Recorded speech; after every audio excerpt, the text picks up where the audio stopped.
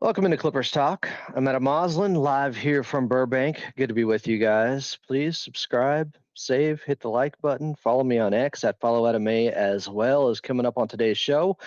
We're going to get into LaMelo Ball. We have an update for you. Also, an update on Kevin Durant and a mystery player that just popped up out of nowhere that the Clippers could be interested in.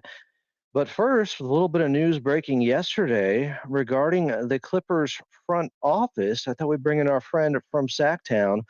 That would be Kyle Madson of 1320 ESPN Sacramento Sports Station. Kyle, thanks for doing this here back on Clippers Talk. Yeah, of course. Thanks, man. Appreciate you reaching out. So we got the news about Monty McNair joining the Clippers, and I don't want to oversell it or make too much of an overemphasis of what his role could be because he is in an advisory role with the Clippers. He's not the vice president of basketball operations. He's not the GM. He's not the assistant GM.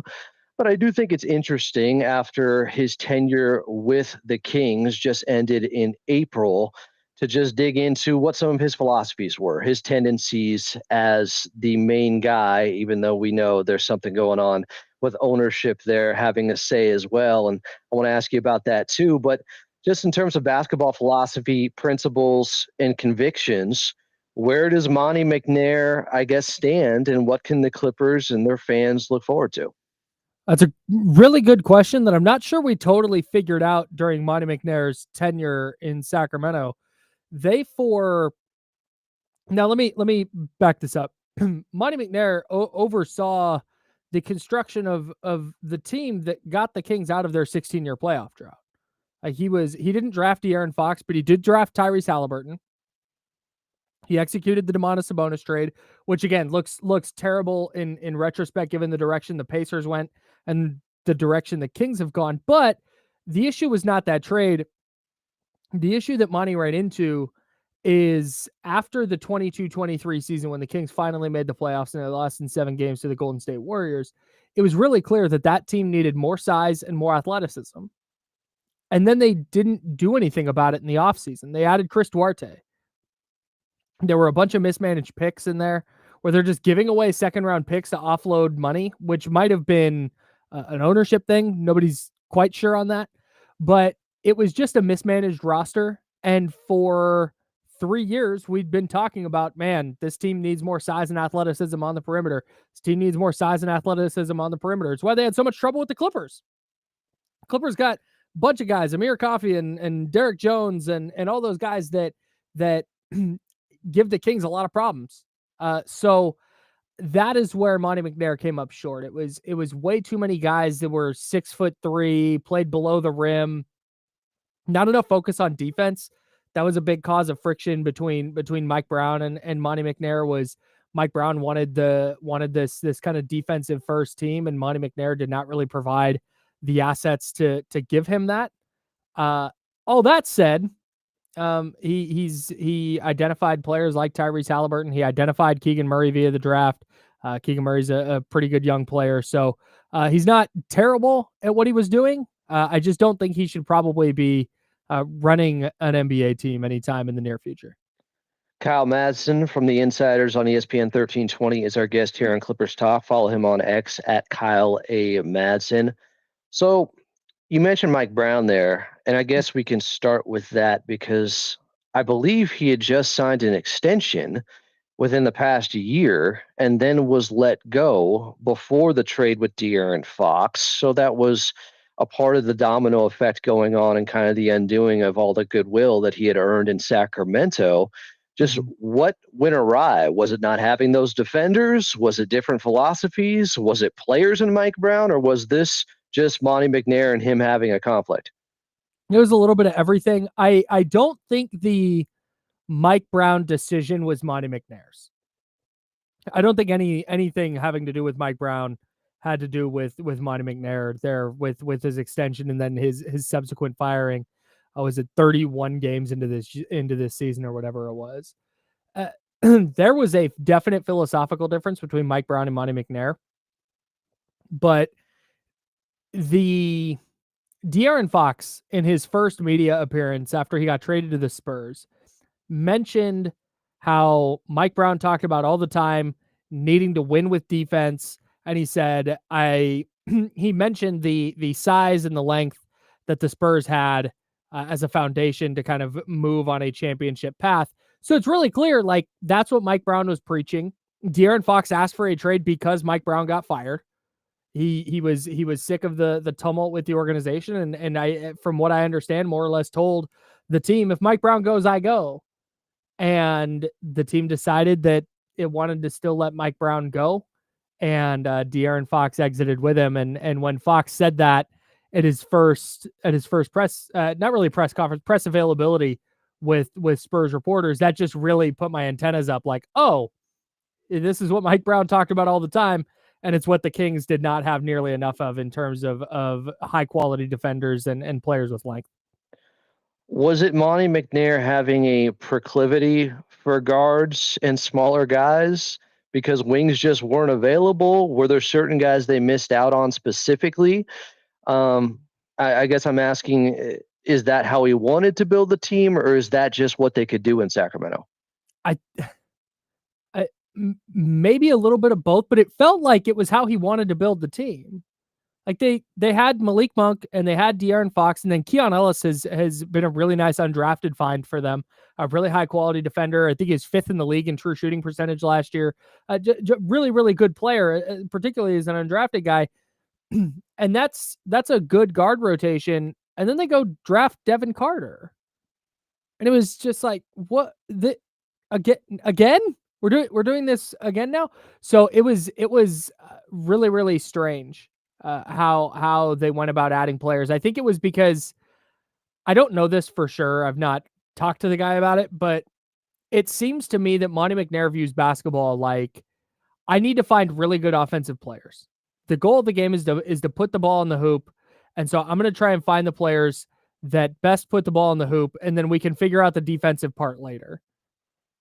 And I think in reality, you should probably be doing that the other way around. Like, you find players that play hard-nosed, tough defense, you establish that culture, and then you fit in the offensive pieces around it, or you try and develop some players offensively. That's kind of how it seemed to me, was the defensive side of the basketball was very much secondary in how Monty McNair views the sport. I listened to you guys a lot during the saga with De'Aaron Fox and him eventually getting traded to San Antonio. And I thought, given the haul, they should have just waited for the off season. And therefore, if they were going to go a different direction with the front office, that guy could make the decision. Instead, do you think it was Monty McNair's decision? Was he just a lame duck GM at that point and doing the bidding of the ownership group? How did that come about? Because obviously the return wasn't great. I got to tell you, this is not me reporting anything. I'm not saying this because I heard something or I've talked. This is not me reporting. This is how I've viewed this. That was a Vivek Ranadive move. Vivek Ranadive, the principal owner of the Sacramento Kings. That was his move. I think he wanted to make the playoffs again. I think his nightmare scenario was the Kings missing the play-in altogether. He did not want that. So instead of trying to drag this out with De'Aaron Fox, he went, oh, Zach LaVine, a player the Kings have coveted and Ranadive has coveted for several years now, went, oh, we can go get Zach LaVine in this move. Let's tie the Bulls into the Bulls wound up getting the best pick in the deal, which is just kind of insane. But when this first kind of comes to the fore, we're going, okay, is Stephon Castle in the deal? Do you get Devin Vassell in the deal? Do you get your own pick back from they have a pick swap with the Spurs that they didn't even get back. Like, it was just a mess. It was a disaster of a deal, right? So all that's to say, I don't think that was a Monty McNair thing. You said lame duck GM. I think that's what he was at that point. He might have been on the phone. He might have been the one making the calls, but I don't think Monty McNair assessed the Kings roster and assessed the Spurs offer and that 3-team deal with Chicago and went, this is a good way to make this basketball team better. I'm not going to put that at the feet of Monty McNair. I'll put a lot of other stuff on him. I'm not going to put the De'Aaron Fox trade and the paltry return for him on McNair.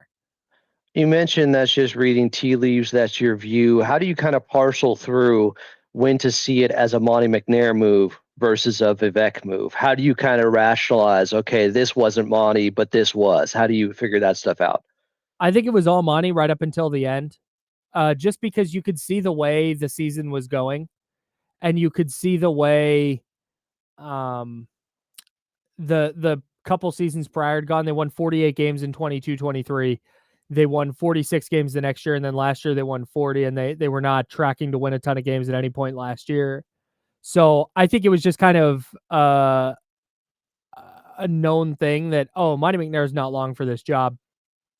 And then some reporting came out from Sam Amick in The Athletic that Vlade Divac is around more often and he's more involved. And oh, now Jeremy Lamb was involved for a little bit. It was just like a weird kind of thing. And then Wes Wilcox, the assistant GM, Right.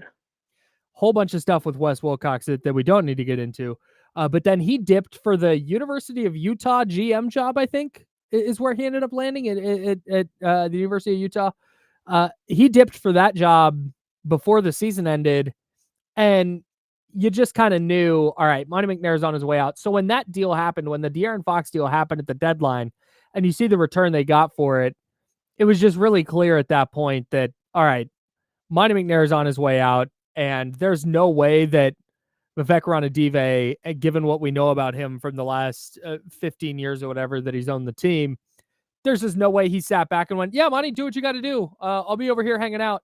I won't believe that. You could tell me that until you're blue in the face, and I will not believe that it wasn't Vivek pulling the strings on that. Beyond that, I think it's Monty. I think it's largely on Monty. I don't think Vivek really had his hands on the basketball operations side of things until that De'Aaron Fox deal. Did Wes just see the writing on the wall and didn't want to be associated with it, to have it on his resume that he was one of the guys to trade De'Aaron Fox? Did he just wanted to just kind of detach himself from being part of the company being blamed for this? Yeah, maybe. I also think that he saw the writing on the wall more that they weren't long for this job and wanted to get out ahead of that. So he just What jumped in. happened between him and Monty specifically? Because now, he's a collaborator, a voice in the room. Again, not the GM, not the assistant GM, not the VP of basketball operations, but he is one of the voices in the room with the Clippers. So what are his relationships like with some of the other guys? What was it like with Wes? I think it was okay. From what I understand, Monty McNair was more on the draft and analytics side of things, and it was Wes was the one on the phone. Wes was the one doing all the kind of interpersonal stuff, where Monty McNair, that was not his strong suit, based on kind of what I know. So that's I don't get the idea that people didn't like Monty McNair. That wasn't the vibe I got at all, and I think he's a pretty smart basketball guy. I just I think he was a little bit what's the word I'm looking. I think he had an incorrect view of his players and his roster. That's interesting to me, because then I could see him as more of the numbers crunching guy, the darkroom watching film guy, and maybe not, the most personable guy on the phone. Doesn't need to be in this role with the Clippers, wheeling and dealing like that. Right. So you don't suspect there were any other moves during his tenure that were influenced by Vivek? Not that I'm comfortable saying with my chest. I mean, you could tell me that. I'm trying to think of a move they did. You could tell me the Chris Duarte trade was Vivek pounding the table for Chris Duarte, and like, oh, okay, but I don't think that's the case. Like that's I think they thought Chris Duarte could be a 3-and-D guy who could potentially start over Kevin Huerter and improve their defense without losing too much on the shooting front, and that just didn't work out. But I think that was a Monty move. That might have been a Mike Brown, said, hey, can we do X, Y, and Z and try and do this? I don't think that's Vivek. I don't think Vivek drafted Devin Carter. I don't think really that's that was the case. Correct me if I'm wrong, but was there criticism in real time when he re-signed Harrison Barnes? I don't remember exactly. I wasn't in Sacramento when that happened.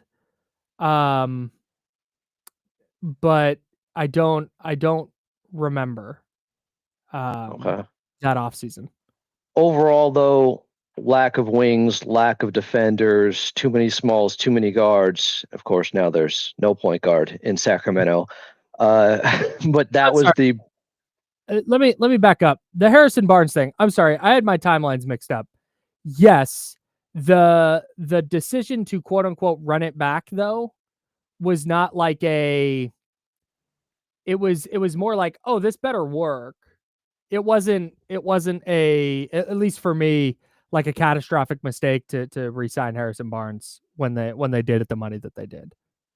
okay.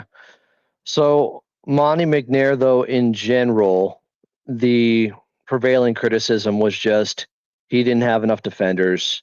He was too guard happy with some of the guys he drafted and was bringing in.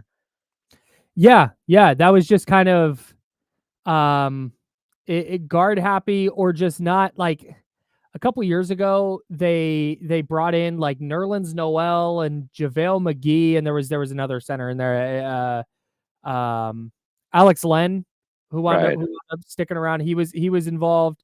They brought in a bunch of big men, which made sense. They needed a backup big for Domantas Sabonis, and okay, so you're going to bring in a bunch of just kind of journeyman guys and have them battle it out. It's like, why couldn't you do that with a bunch of guys who are 6'7"?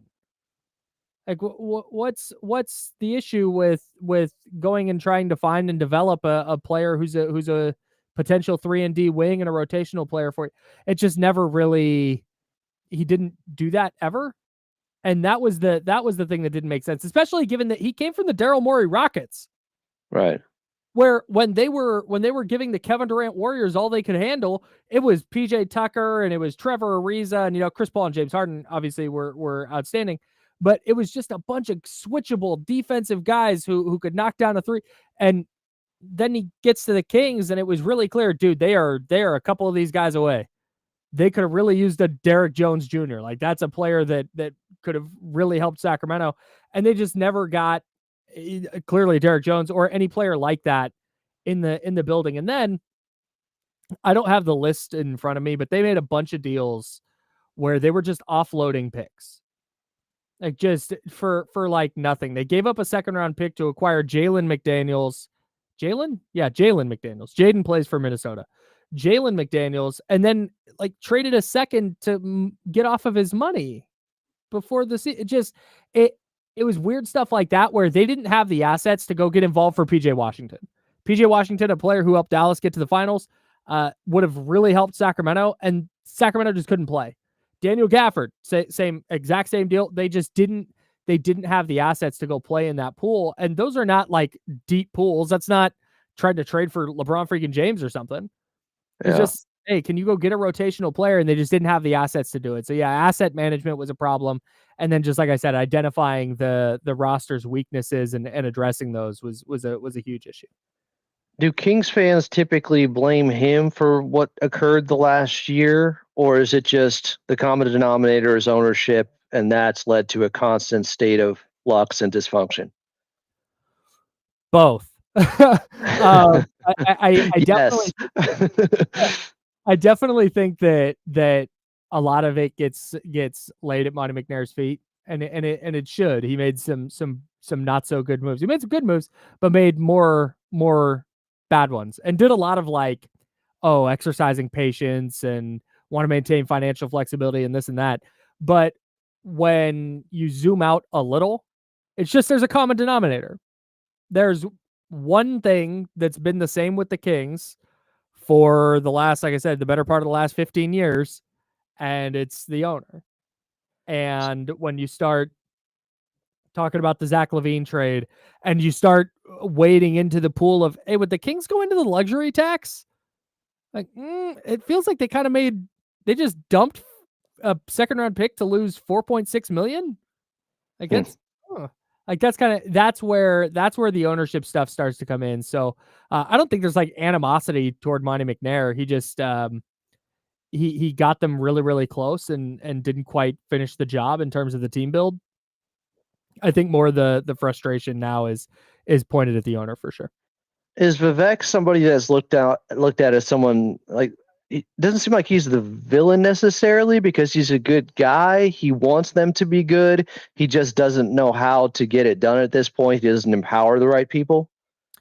Yeah. There's no Vivek Ranadive as a person. Yeah, just when you look at how involved the Kings are in their community, and with various social justice initiatives and all this, like they are very very active in that.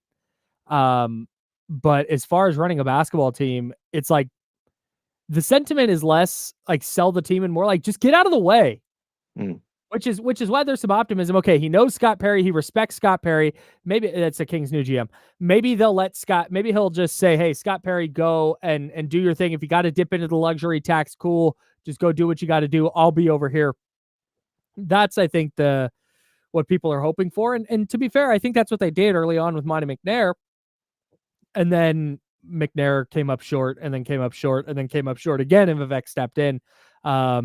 The hope now, and I think the pessimism now is, okay, you hope that Scott Perry gets a 3 or 4 year runway here to kind of tear the thing down as needed and to maybe miss the playoffs for a couple of years as they reconstruct this roster into something closer to a contender, because right now it is not there. As they try and reconstruct this roster into a contender, the pessimism or the angst comes in where, hey, what if the Kings go like 30-52 this year? And then what if they go like 32-50 the next year, but they're, making trades and they're acquiring first round picks and, maybe they moved up in the lottery and found a really good prospect to kind of build around. Is he going to get the opportunity to do that? Or if they go 30-52 this year, do he and head coach Doug Christie go into next year on the hot seat? Because Vivek needs to be back in the playoffs.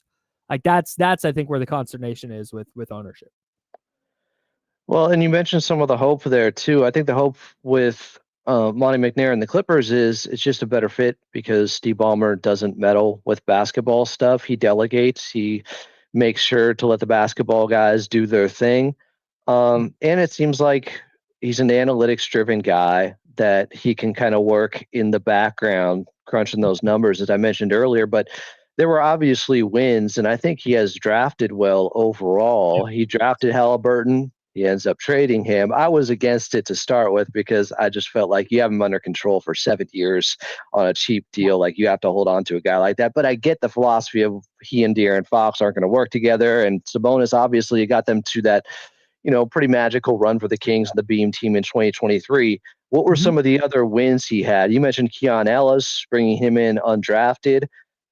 Keegan Murray, I like him. I know he kind of took a step back this season, but overall, that's someone who could be more switchable. So, what were the good things, the positives for Monty McNair? I think the Kevin Huerter edition was good at the time. He had a career year in Sacramento in 22-23. Now that crashed and burned a little bit. I think Against Golden State. He struggled against Golden State, and then the next year wound up having to battle for his starting job with Chris Duarte, who they had just traded for, and I just don't know if he really ever mentally got over that hurdle. I thought that was a pretty big W. Not trading for Kyle Kuzma, I think was a definite win for Monty McNair. The other two players they signed as undrafted free agents last year, who I actually am pretty bullish about are Isaac Jones and Isaiah Crawford. I think they could both eventually be rotation players in the NBA, and if they do, that would be a plus for Monty McNair. I feel like I'm definitely missing one. The DeMar DeRozan signing. Oh, okay. Let's talk DeMar real quick. Yeah. I don't think that was a Monty McNair move. Okay. You asked me earlier, what was it? That did not feel to me like a move where Monty McNair went, I have identified DeMar DeRozan as the player that's going to help us get over the top. That felt like Not Like Us, the Kendrick Lamar song, was huge last summer. And DeMar DeRozan showed up in the music video, and DeMar DeRozan was a free agent. And Vivek said, hey, it would be really cool. Like, they moved heaven and earth to make sure that he could walk out and sit with Vivek courtside at a summer league game or the California Classic, which took place at Golden One Center last year, make sure he could be next to Vivek courtside and where they played Not Like Us when DeMar DeRozan came out so they could get a big standing ovation at the California Classic. That's good pub. Like, right. And it was great. The vibes were awesome. The show that Monday or the next day, whenever it was awesome. People were fired up. Oh my God, DeMar DeRozan, a future Hall of Famer, is in Sacramento. Holy crap. Look at what they've done. That was not at the moment it felt like a win. But it did not turn out to be so. He did not fit. That was not a win for the Kings. But again, I'm not fully laying that one at the feet of Monty McNair because I don't think he viewed DeRozan as the kind of player who was gonna get Sacramento over the top. I think Trey Lyles was a nice win. Was a really nice find. Played some small ball 5, played some 4. A big who could knock down a 3. He'll take a charge and mix it up a little bit. But yeah, it feels like they're in the list of Monty McNair accomplishments. It feels really disappointing considering how close they were in the 22-23 season to being really, really good for the foreseeable future. They were 1 or 2 moves away from really getting that thing over the hump with De'Aaron Fox and Domantas Sabonis kind of leading the way. And they went a small step back the following year, and then they were not good last year. They finished under 500. And that's, I think, what's going to be kind of his legacy. But to your point, in LA, he's not going to be running a whole team. He's going to be probably asked to do specific things or watch film on a specific player or run numbers on a specific player. And if you're putting him in charge of the draft, I think you feel great about that. So I think there's reasons for optimism about Monty McNair as a basketball person, even with some of his mistakes as a GM. Yeah, see, to me, I felt like the Kings, they cut the line a little bit and there was a ceiling to that team, only because as much as I like Sabonis, you either have to have a great big next to him at the 5 that can shoot and be the rim protector. Those are very expensive. Or have him play the 5 and have a 4 that can shoot and be a rim protector. They're just really hard to find. Like, he is a player that is very situational. As good as he is the numbers he puts up, but it's difficult. Okay, so that's one where when you talk about identifying players, Kel'el Ware for the Miami Heat would be a perfect big next to Domantas Sabonis. Out of Oregon, yeah. He can run pick and rolls with Malik Monk. He's going to block shots. Like that's the kind of player. And then Domas started stretching his game out and shooting more threes this year, which is something I think he has to do in general. But yeah, you're right. They had to do something a little different with the roster. I understood to an extent running it back in 23 and 24. But at the deadline of the 23-24 season, it was really clear, like, okay, these are the issues with this team. Go do something about it. And then they just didn't. And it was maddening. Instead of taking a guy like Kel'el Ware or this abundance of other players who were 6'7" and taller and athletic who could shoot it a little bit or put the ball on the deck a little bit in last year's draft, they go with Devin Carter, a guard with a shoulder injury where he couldn't even play until January. Like there were a couple of head scratching moves and I think they were maybe a couple of bigger moves away. Like you said, try to build around Domas. You need a specific type of player. But I also think that their ceiling would have been improved significantly if you had a couple more guys who were switchable wing defenders that could knock down a 3 instead of trying to figure it out with rookie Devin Carter and Trey Lyles. Like, it just the wing depth there was just not good enough to ever be anything, regardless of who was playing next to Domas. Yeah. Defensively, they weren't adequate enough in that area. Not even close. Before I let you go, who's most likely to be moved this summer on the Kings roster? Most likely, I would be floored if DeMar DeRozan is on the Kings next year, or this upcoming season. I would be shocked. So I think he's the one most likely traded, and then I think there's going to be a move. I don't this is just a vibe I get. It feels like there's going to be a move where whether it's Malik Monk or Domantas Sabonis or Keegan Murray, like they're going to do something seismic to just try and kind of flip the table on this roster. And I think another significant name from Sacramento is going to be traded. I don't know which one, but it just really feels like, okay, you're going to get a little something for DeMar DeRozan, nothing earth shattering. But the trade my co-host threw out, or the idea my co-host threw out, was kind of like, what if it's Duncan Robinson and Jaime Jaquez? I'm like, okay, yeah, that's helpful. That helps some wing depth for sure. Yeah. But I think they need to do something a little bit more significant to really change the direction of a franchise that's going backwards. So I think there's another big name move besides DeRozan. I would probably put I'd probably put I'd probably put Monk at the top of the list just because he's the most valuable in terms of teams contract value and what he offers to a team as a really electric sixth man. And then next would probably be Domas, then Keegan, then Zach LaVine if I'm putting them in order. I actually could see a scenario because they were interested in him in the past where the Clippers have an inquiry about DeMar DeRozan. He's a SoCal guy.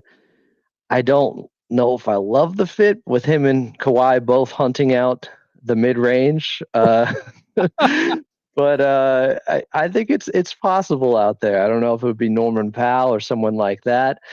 I don't know if I'd want to give up Norman Powell for him, but I saw that even I think somebody said it on Yahoo the other day. I don't think it was Kevin O'Connor, but somebody. It wasn't any of the big hitters though, with Shams Charania or something like that. But just something to pay attention to, Clipper Nation.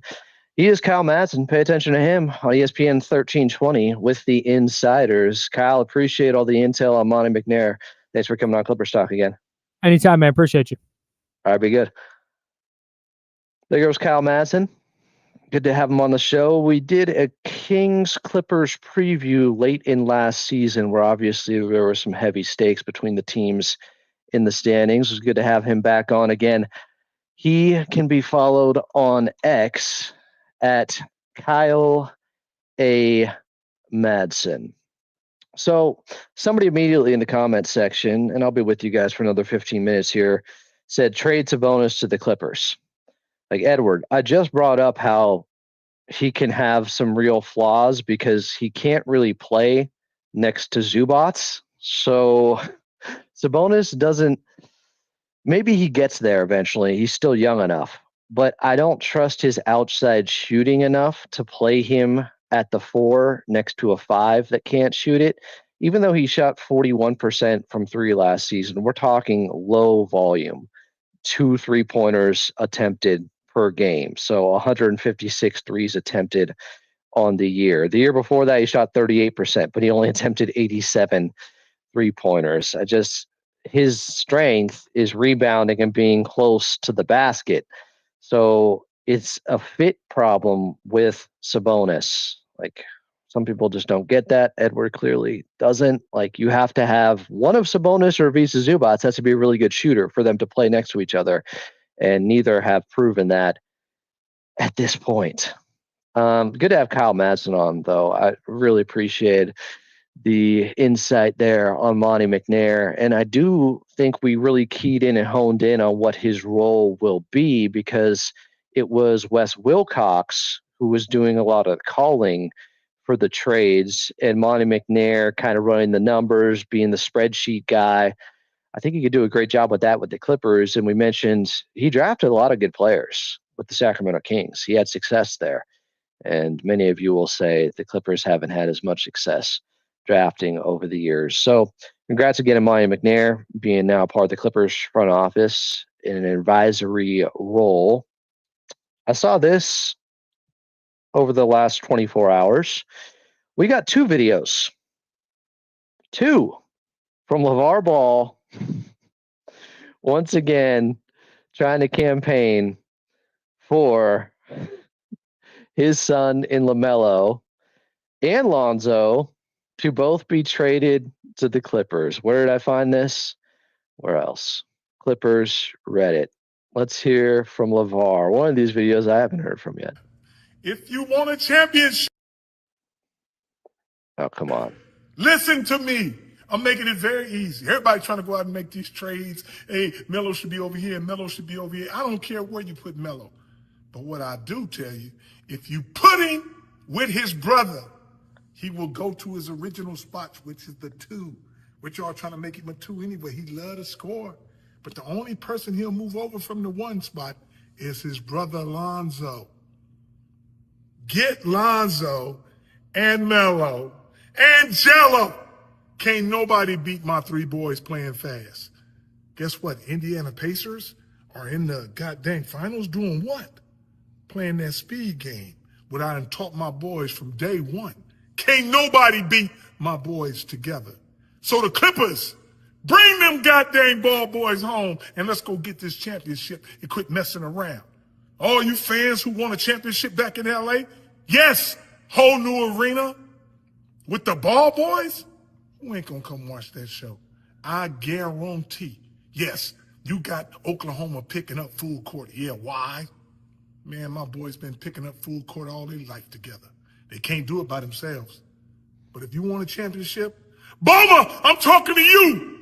Go get them ball boys and let's ball. I only can tell you once. That's how it's going down. Trust me, they stealing all my style, how they winning this championship. You want championships? Get the ball boys, let them play fast and press. And they guaranteed to get a win. They only good all together. Now, LeVar said, I can only tell you once there, but he actually has 2 videos up. Here's the second one, also on Clippers, homegrown. Come on now, we right here. We right here, getting down. Yes, the big ballers pit, the ballers state. Guess where we at? It's how we get down. Nobody got their own gym like this. And ball boys is different. Always working on their game. Always working on their game and having fun.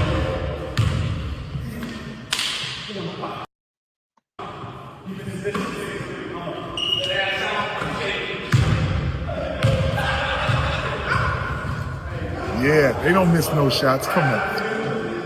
The game is all 3s these days. Come on now. We've been doing that since day 1. I'm trying to let y'all know I'm giving y'all the recipe for this. Just listen to the big baller. Ain't like I'm wrong.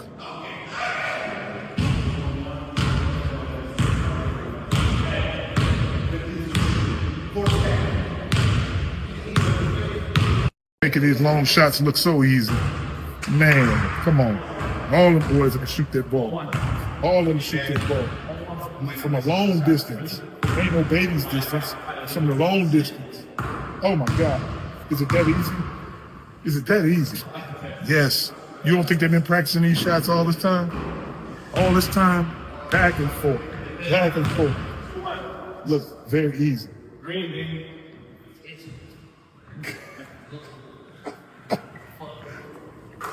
Oh, yeah, right back at you. Look at it.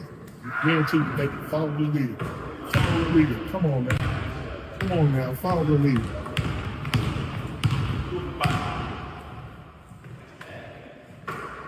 God, it's getting deeper. It's getting deeper. Come back. Come on back. Come on back.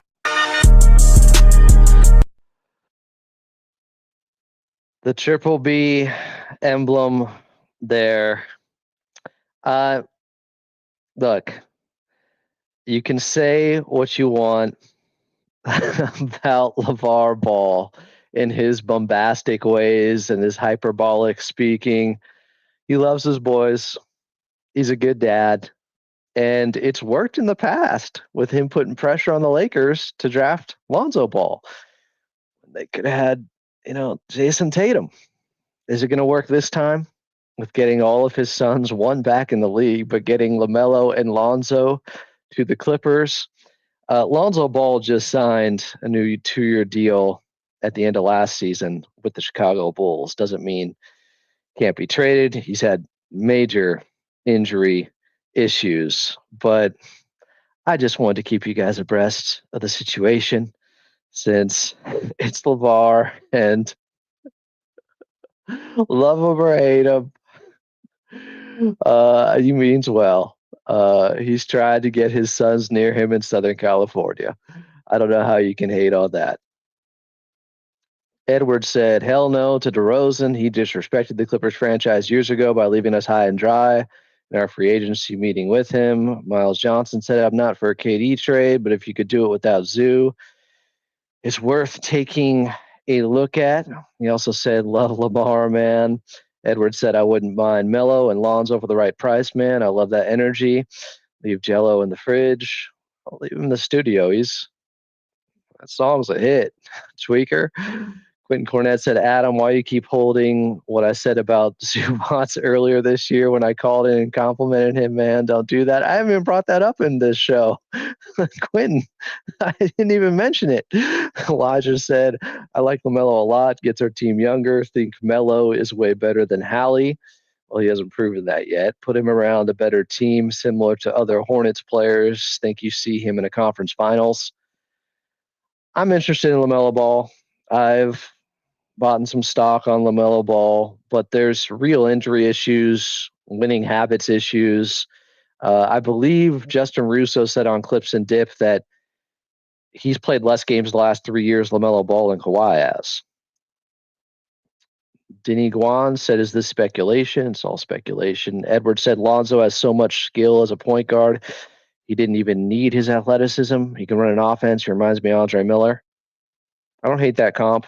Yeah, Lonzo does not rely on his athleticism much. He's very skilled, high IQ. I've been a big Lonzo fan. I've hated what's happened to his career because I think he could be a role player on a championship team. Elijah said, also, our team struggled with rebounding in the playoffs. Another thing Melo's great at. LeVar mentioned how Melo could play the two, but only do it if it's next to Lonzo. He also said they're only great together, which I don't know if he'd want to say that about LaMelo can only be great if he plays next to his brothers. He's trying to put the pressure on, trying to get the Clippers to bring them all to LA. I get it. Elijah said, I think Melo is a way better player than KD because I think he can help push the pace, which is what we need, but gives a real retool for the future.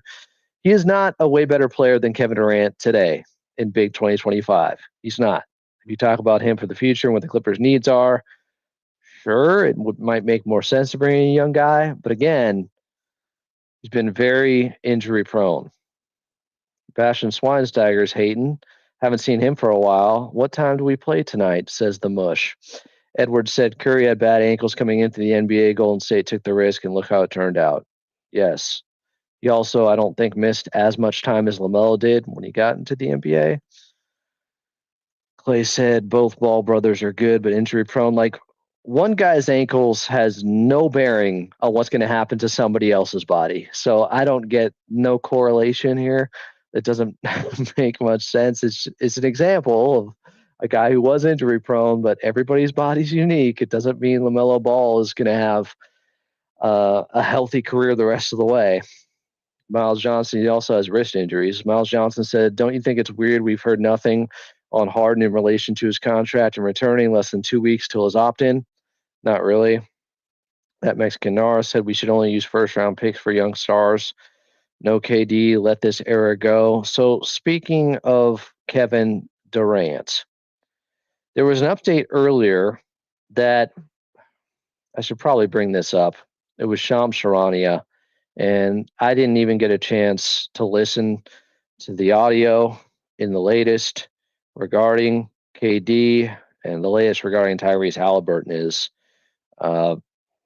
he's going to get an MRI with this calf strain that he has going on. It's been diagnosed as that a right calf strain that puts Game 6 availability in jeopardy. That stinks for the NBA Finals.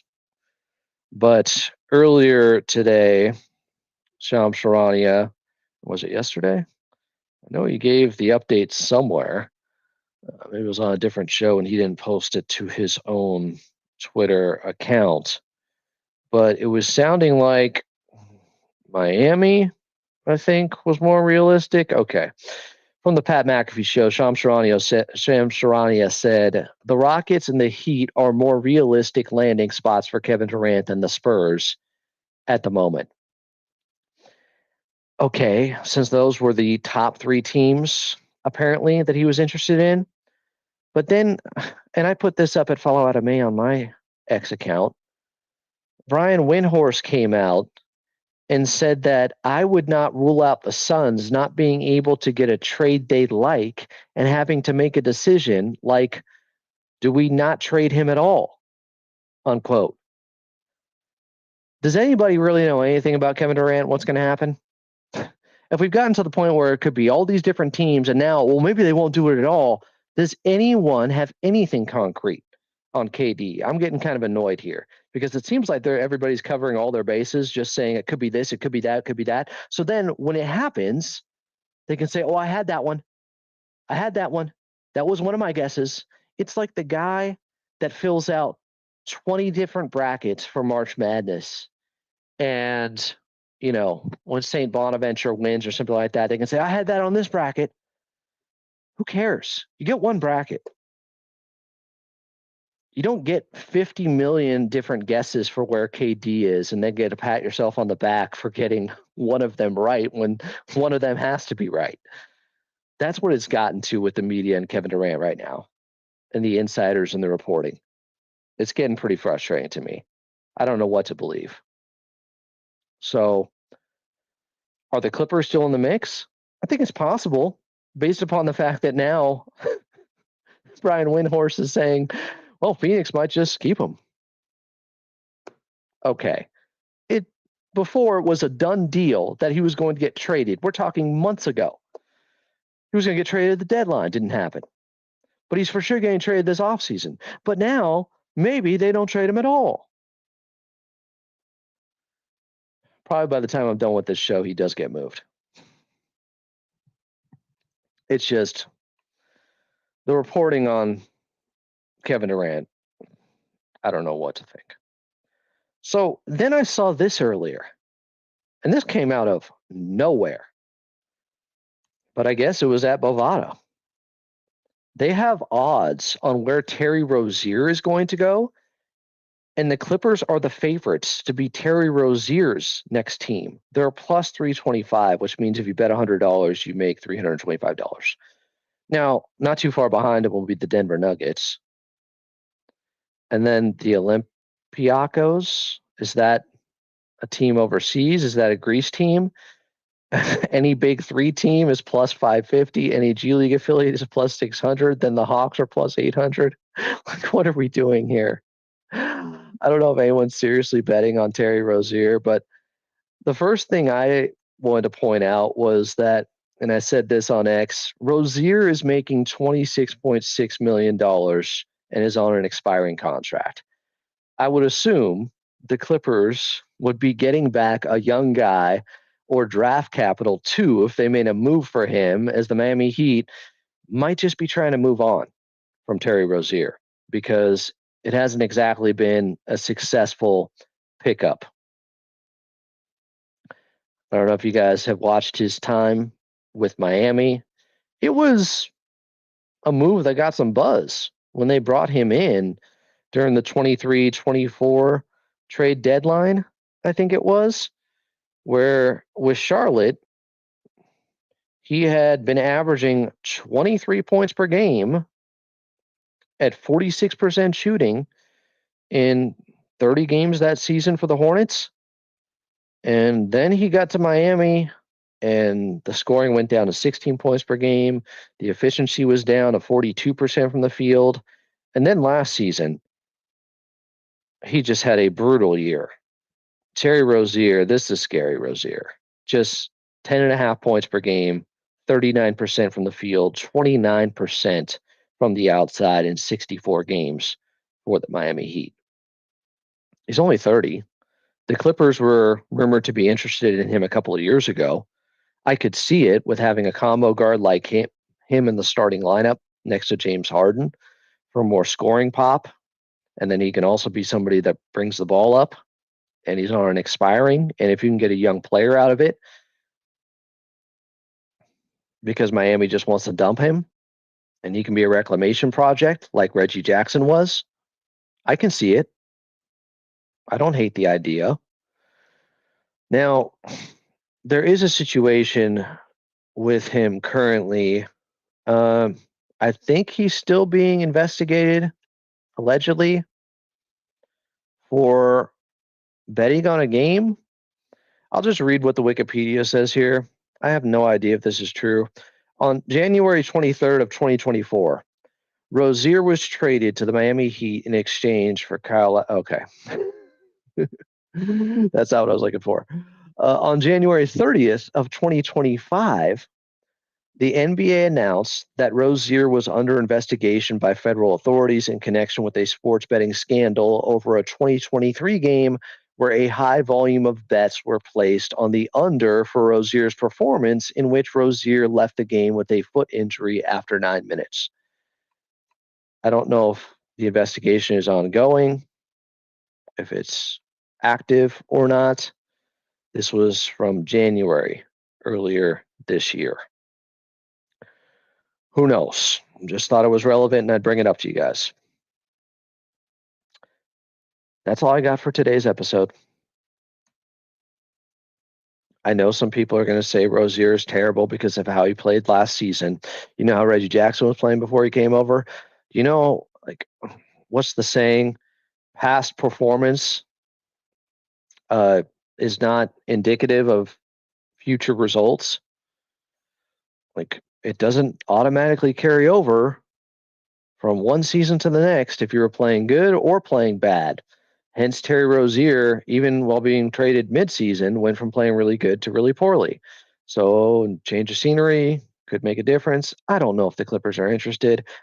I'm just going off of rumors from a couple of years ago they were, and then this Bovada report. But the idea that, oh, he sucked in Miami this past year, so that means he's going to be bad with us. I don't know if do you do sports? Do you even lift? Do you even do sports? Like, things can change quickly with how a player performs in a different jersey. All right. I appreciate you all. Thanks for joining me here on Clippers Talk. Thanks to Kyle Madson again for joining me from ESPN 1320 up in Sacramento to get the lowdown on Monty McNair. I hope you guys have a little bit more knowledge on your newest member of the Clippers front office. I'm Adam Mosland. We will talk to you guys soon.